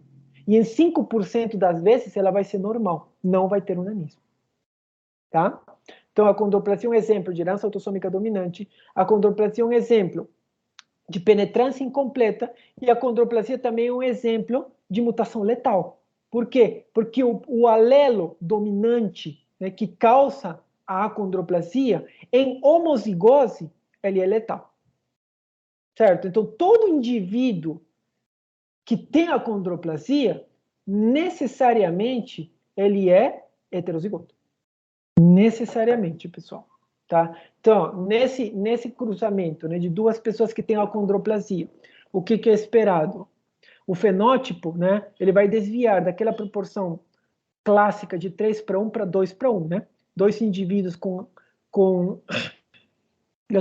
acondroplasia para um indivíduo normal. Certo? 2 indivíduos com acondroplasia para um indivíduo normal. Beleza? Tá? Então, se perguntarem, qual é a probabilidade de, nesse casamento, né, termos, né, uma criança com acondroplasia? A resposta é 2 terços, tá? Não é mais, né, 3/4, tá certo? É 2 terços, tá, pessoal? Porque vocês têm que desconsiderar esse genótipo aqui, tá? Porque esse genótipo, os indivíduos com esse genótipo nem nascem, tá? São abortados espontaneamente, tá bom? Interação, a gente já está acabando, tá, pessoal? Estamos acabando. Então, essa parte de epistasia, né? A gente comentou na aula passada, eu não vou voltar a comentar, tá? Mesmo porque no livro de vocês ele não comenta com tanto detalhe epistasia, né? Então, no livro texto, né, básico que a gente usa, que é do Borges Osório, ele fala mais do sistema ABO, da interação higiênica, mas a gente já comentou sobre isso na aula passada, né? Então, outro tipo de extensão à análise mendeliana é o fenômeno da antecipação, tá? Então, o fenômeno da antecipação está associado com doenças que aparecem mais precocemente em gerações subsequentes. E ele é um desordem, né, comum. O fenômeno da antecipação, desculpa, ele é comum a doenças que são causadas por repetições de trinucleotídeos. Tá? Então, esse fenômeno da antecipação é muito facilmente observável em doenças que são causadas por repetições de trinucleotídeos. Que tipos de doenças são causadas por repetições de trinucleotídeos, pessoal? Tá? Temos, talvez, 3 das mais famosas. Talvez a mais famosa delas seja a doença de Huntington. Tá? A segunda mais famosa, ou talvez seja a mais famosa, é a síndrome do X frágil. Né? Temos a síndrome do X frágil, a doença de Huntington e também temos a distrofia miotônica. Tá? Então, são algumas das síndromes que são causadas por repetições de trinucleotídeos. Tá? Então, no caso, tá? Um aumento da quantidade de cópias desses trinucleotídeos é que causa a doença. Certo? Tá? Então, aqui vejam um heredograma real. Esse aqui foi tirado do livro texto base de vocês, né? Do Borges Osório. Então, isso aqui é um heredograma real de uma família que tem vários indivíduos com distrofia miotônica. E vocês percebem nitidamente que a cada geração, né, a distrofia ela vai aparecendo em idade mais cedo, né, nos indivíduos. Nessa primeira geração, 55 anos. Na segunda geração, 48 anos, né, mais ou menos aqui, em torno de 50 anos. E na terceira geração já está aparecendo na faixa dos 40 anos. Né? Vocês estão vendo, então, que o fenótipo, a doença se manifesta cada vez mais cedo ao longo das gerações. Isso tem a ver, então, com o número de repetições. Né? Então, digamos que aqui, o gene causador da doença tinha 40 repetições. Na geração seguinte, o indivíduo que recebeu o gene, mas com 100 repetições. Na outra geração, recebeu com 200 repetições. Então, esse aumento de repetições que estaria diretamente associado com o aparecimento mais cedo da doença. Tá bom? E só como curiosidade, né, a síndrome do X frágil, pessoal, é a principal causa de autismo. Tá? Se alguém tinha curiosidade, então, o síndrome do X frágil é a principal causa de autismo. Não é a única, né? Não é a única, mas é a principal. Tá? E esse aqui... Professor? Oi, pode falar. Oi. Autismo é exclusivamente genético ou não? Olha, essa é uma boa pergunta, porque, inclusive, para alguns casos de autismo, não se sabe as causas genéticas. Então, eu não diria que é exclusivamente genético, não. Eu até poderia dizer que pode ser uma herança complexa mesmo. Nós teríamos efeitos genéticos e poderíamos ter efeitos ambientais também. Tá? Porque, infelizmente, para a grande maioria de causas de autismo, pessoal, não se conhece a causa genética. Então, não tem como você descartar que não seja alguma coisa ambiental. Certo? Tá?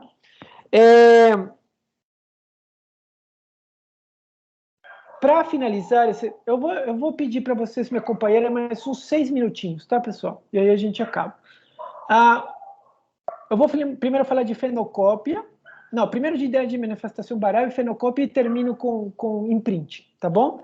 Como a gente começou a aula um pouquinho mais tarde, então eu peço sua paciência, uns 10 minutinhos mais a gente termina. Então, na ideia de manifestação variável, que é outro tipo também de extensão análise mendeliana, pessoal, né, como o próprio nome diz, né, tem certas doenças que se manifestam em diversos momentos da vida de uma pessoa. Né? Então, nós teríamos algumas doenças que já se manifestam no pré-natal, outras ao nascimento, né? Outras somente no perinatal, outras na puberdade, outras na juventude, né? E outras seriam muito variáveis. Né? Exemplo do diabetes, distrofia muscular, miotônica, doença de Huntington também. Né? No perinatal teríamos alguns distúrbios metabólicos, né? Fenilcetonúria, fibrose cística, galactosemia. Na primeira infância, distrofia muscular de Duchenne. Né? Nascimento, espinha bífida, fissuras labiopalatais, etc, etc. Né? Então, nem todas essas doenças... Isso aqui é uma coisa importante. Nem todas essas doenças genéticas são congênitas. Não sei se algum de vocês tinha essa ideia, mas não é verdade, tá? Ou seja, nem todas essas doenças genéticas vão aparecer ao nascimento. A gente não vai perceber elas ao nascimento, tá bom? Então, as doenças genéticas podem se manifestar em idades muito variáveis. E isso pode prejudicar muito a análise genética ou clínica desses indivíduos, né? Então, digamos, né, que temos um paciente com distrofia miotônica. Né? Então, a gente tem uma família que tem distrofia miotônica em todas as gerações, né? Mas nós temos alguns indivíduos que não apresentaram distrofia miotônica, sei lá, até os 50 anos, digamos assim. E aí o médico pode achar, esse indivíduo, então, não herdou o alelo, então, por isso, ele não tem distrofia miotônica. Né? Mas não necessariamente essa observação está correta. Pode ser que ele herdou o alelo, sim, e pode manifestar a doença mais para frente. Né? Então, essas ideias de manifestação variável prejudicam, né, a análise, às vezes, dos tipos de herança da doença. O médico pode achar que o indivíduo não tem o alelo para a doença, quando, na realidade, ele tem, só que ainda não manifestou a doença. Tá bom? Oi. A calvície entra nessa? Porque, por exemplo, Você não vai ver uma criança calva, mesmo que ela tenha o gene da calvície.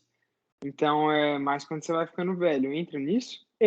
Entraria sim. Mas claro. Por que só se manifesta depois? Não é por conta de repetição, é? Não.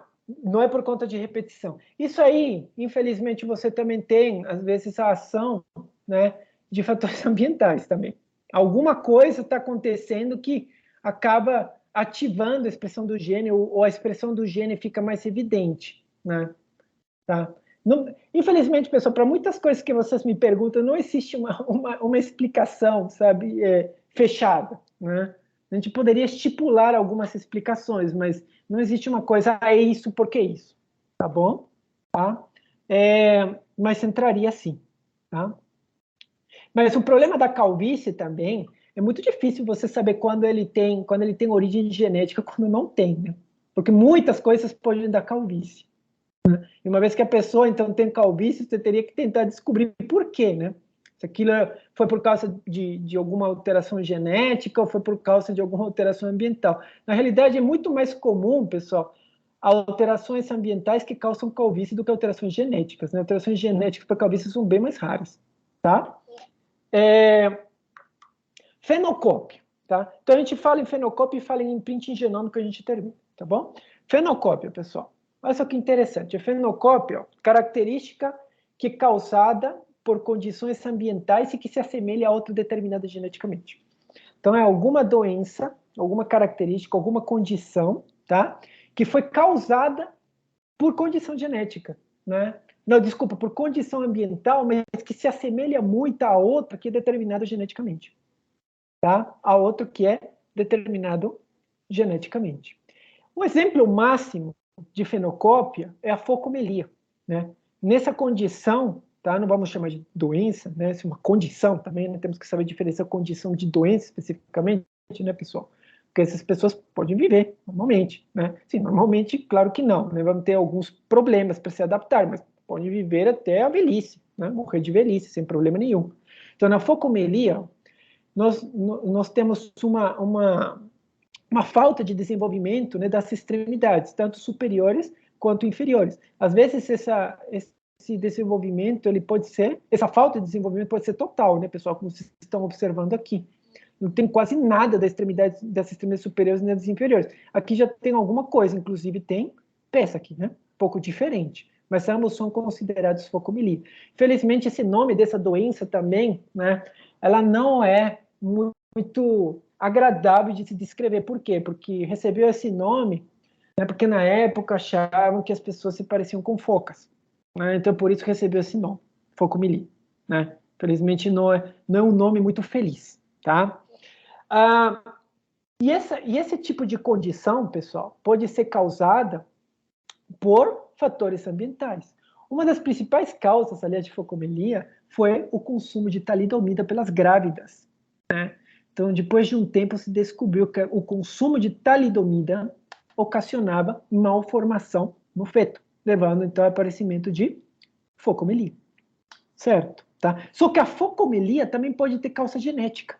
E ele é ocasionado por algum gene, ainda não se sabe qual é, mas sabe-se que é um gene, né? Foi feito um estudo que se descobriu que é um gene no cromossomo 8. Tá? Então, no cromossomo 8, mas não se sabe direito qual ele ainda é. Mas então ele pode ser causado por mutações em um gene no cromossomo 8 e teria uma herança autossômica recessiva. Tá? Então, se a gente vê uma pessoa com focomelia, não necessariamente ela tem a focomelia por causa, né, de algum defeito genético. Não, pode ter sido algum fator ambiental. Outro exemplo também poderia ser a surdez, né? A surdez congênita, que a gente já utilizou como exemplo, né,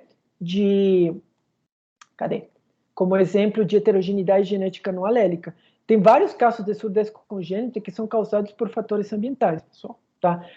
Inclusive, quando algumas mulheres, durante a gravidez, elas têm algumas doenças, acho que como a varicela, eu acho. Agora eu esqueci, tá? Sarampo, varicela, agora eu não lembro agora. Mas quando ela tem algum tipo de doença durante a gravidez, isso pode originar, né, que seu filho ou sua filha nasça com surdez. Tá? Isso seria uma condição ambiental, né? Não seria uma condição genética, tá bom? Então, sempre tem que ter muito cuidado. E, por último, 18... Oi, pode falar. No caso da talidomida, o uso dessa droga pela mãe não causaria mutações no feto? E aí, de certa forma, a apocomelia seria também uma consequência de uma mudança genética? A talidomida, agora eu não saberia te dizer exatamente qual é o mecanismo de ação da talidomida, tá? Mas eu acho que não está associado com modificações genéticas, não. Tá? Eu vou ter que pesquisar isso também. Eu não saberia te dizer qual é o mecanismo exato de ação. E sim que se sabe, né? Da talidomida. Mas ótima pergunta, tá bom? Muito boa pergunta. Então, isso aí faria contraste com a pergunta em relação ao câncer, né? Porque no câncer que também temos, o câncer pode ser causado por fatores ambientais. Sim, mas no caso do câncer, os fatores ambientais causam mutações genéticas. E essas mutações genéticas que vão originar o câncer, no final das contas. Tá? No caso do câncer, o que você falou é válido. 100% válido. Então, o câncer, de fato, é uma doença 100% genética. Né? Fatores ambientais aumentam o risco de desenvolver câncer, sim, à medida que esses fatores podem, né, aumentar as mutações. Ou levar a mutações em alguns genes, que essas mutações vão se acumulando, originando câncer. Tá? E o último, pessoal, peço desculpas pelo horário, mas é o último, tá? Senão não dá tempo, porque na aula que vem eu vou falar sobre genética do câncer e provavelmente vai chegar um ponto que eu vou ter que calar a boca também para falar de câncer, senão a gente não acaba nunca, tá? O último, então, é imprint, ou impressão genômica, e dissomia uniparental, tá? Isso aqui é bem interessante, por quê? Porque se trata da expressão diferencial de alelos parentais. O que isso quer dizer? Né? Vocês podem pensar que, se nós temos um alelo ativo no cromossomo paterno e um alelo ativo no cromossomo materno, ambos os alelos seriam expressos, né? Ou seja, ambos seriam transcritos e traduzidos, sem problema nenhum. Mas isso nem sempre acontece. Tá? Alguns alelos só se expressam se vêm do pai ou da mãe. É isso justamente que é imprinting genômico. Quando a gente fala que um gene, né, ou que um alelo está imprintado, significa que ele está desativado epigeneticamente. Tá? Então, é uma desativação ou uma inativação epigenética, tá? Onde temos um grande envolvimento dos processos de metilação. Tá bom? Tá? Então, só para vocês terem uma ideia, em humanos, nós temos em torno de 200 genes que já se sabe que tem imprinting, seja esse imprinting paterno ou materno. Quando a gente fala que o imprinting é paterno, significa que o alelo que é expresso é o materno. E quando a gente fala que o imprinting é materno, significa que o alelo que é expresso é o paterno. Tá bom? Tá? Então, aqui só para vocês verem alguns, né? O gene, tá? A localização do gene e qual que é o alelo que é expresso para esse gene. Certo? Né? Então, para alguns casos vai ser o gene paterno, que é expresso, em outros casos vai ser o gene materno. Eu não vou falar para vocês, né, qual é a teoria do porquê isso acontece, porque talvez, né, na cabeça de vocês não faça sentido. Mas por que isso acontece? O que tem a saber? Né? Porque a evolução fez que acontecesse dessa forma. Né? Tem uma teoria por trás disso, tá, pessoal? Eu tenho um artigo que fala sobre isso. Eu vou ver se eu disponibilizo para vocês, tá? E aí, quem quiser ler, à vontade, tá? Artigo sobre imprint, sobre a origem de imprint. Professor, eu não entendi muito bem, não. Não? É tipo Olha assim, isso não é que um alelo de um pai inibe o outro, né? Tipo epistasia. Não. Nada tipo disso. assim, do pai inibe da mãe. Não, né? Não é. É porque um alelo está inativado epigeneticamente. Então, ele não vai ser expresso. Certo? Por mais que ele seja um alelo sem nenhum tipo de mutação, ele não vai ser expresso. Por mais que ele possa ser expresso e originar uma proteína funcional, ele não vai ser expresso porque ele vai estar inativo de forma epigenética. Tá? Então, não tem nada a ver que um influencia com o outro. Não, nada a ver. Tá bom? Então, só para ficar claro para vocês. Ó. Vamos logo. 2 slides e a gente acaba. Então, nós vamos ter, né, a mãe. Né? A mãe, tá? Depois, cadê? Então, depois que acontece a fertilização, né, e a formação do zigoto, né, pessoal, tá? Nós vamos passar a ter genes, obviamente, né, que vão ter alelos paternos, que vieram no cromossomo paterno, e alelos maternos, que vieram no cromossomo materno, né? Então, esses alelos que vieram do cromossomo materno vão ter um padrão de imprint, né? Enquanto os alelos que vieram do cromossomo paterno também vão ter um padrão. Então, esse padrão de imprint é específico, né, de cada sexo. Então, a mãe vai mandar os gametas dela, certo? Os cromossomos que estão presentes nesse gameta vão ter um padrão de imprint materno, enquanto o pai manda os gametas, né, no espermatozoide dele. Esses cromossomos que ele enviou têm um padrão de imprint paterno. Bom, então são padrões diferentes. Mas olha só que interessante, pessoal, tá? Só para vocês entenderem. A mãe, ela tem cromossomo materno e paterno, não tem? Certo? A mãe não tem cromossomo paterno e materno? Tem, né? Então, cada um desses cromossomos, né, vai ter um padrão de imprinting diferente. Quando a mãe, ela forma seus gametas, os gametas também podem ter cromossomos ditos paternos ou maternos, não é? Tá? Mas olha, vejam só que interessante, né? Como esse gameta está sendo formado pela mãe, né? Todos os cromossomos que ela vai passar para frente, obviamente que tem que ter o padrão de imprint materno, né? Então, digamos que no gameta da mãe, acabaram sobrando apenas os cromossomos paternos dela. Então, todos esses cromossomos paternos, né?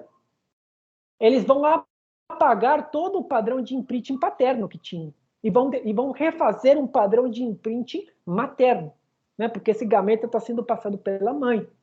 Então, quando houver a fertilização, esses cromossomos passados pela mãe têm um padrão de imprinting materno, certo? Mesma coisa acontece com o pai, tá? Mesma coisa vai acontecer com o pai, tá bom?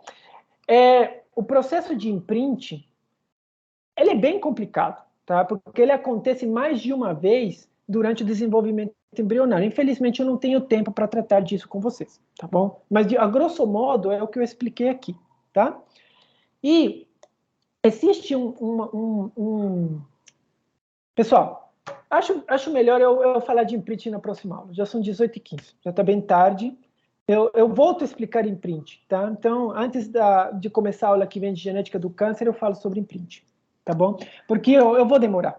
A gente tem que explicar ainda a dissomia uniparental e temos que explicar, por exemplo, essas duas síndromes como exemplo, a síndrome de Prader-Willi e a síndrome de Angelman. E provavelmente vocês vão ter um pouquinho de dificuldade para entender e eu vou ter que explicar de várias vezes, eu vou demorar. Então, melhor eu vou parar por aqui, tá bom? Então, eu vou parar no imprinting. Então, na próxima aula, a gente termina de falar de imprinting e começa a falar de genética do câncer. Tá bom, pessoal? Então, é isso, tá? Então, a aula acabou por agora, por hoje. Pode falar? Não, só falei, beleza, tudo bem. Ah, tudo bem, então. Pessoal, eu já tomei muito do tempo de vocês. Então, na próxima vez, eu vou ver se eu começo a aula de 16 horas em ponto, porque senão não dá tempo, tá? A última coisa, pessoal, os casos clínicos, tá? Eu e a professora Silviane, a gente vai se reunir daqui a pouco para finalmente, né, finalizar esse assunto de casos clínicos e a gente vai divulgar para vocês provavelmente amanhã, tá? Então a gente vai divulgar os casos clínicos amanhã, tá? Aí a gente vai ter até quando? A gente deve dar, vamos ver o tempo, né? Porque vocês vão ter que fazer e mandar um vídeo, né? A gente tinha falado em 15 dias para fazer o vídeo, não sei se isso seria suficiente, porque estamos no final do semestre, né? Tá? Por que também a gente não divulgou os casos antes, pessoal? Só para vocês saberem. Porque os casos, né, eles demandam bastante conhecimento, né, de genética, de várias coisas que a gente viu na aula, né? Se a gente tivesse divulgado os casos bem no começo, vocês iam ter muita dificuldade para entender. Tá bom? Então, por isso que a gente acabou divulgando mais para o final, porque a gente já tratou de várias coisas, né? Então, vocês têm mais base para tentar resolver eles de forma mais simples, tá? Mas, pelo menos, a gente vai dar 15 dias, tá? Pelo menos, ou até mais, talvez. tá bom? Para vocês terem tempo de fazer e fazer o vídeo. De fazer o vídeo, tá bom? A última coisa, então, pessoal, é a questão da... Talvez a gente divida vocês em duplas, né? Vocês achariam ruim se a gente dividisse as duplas aleatoriamente? Ou não?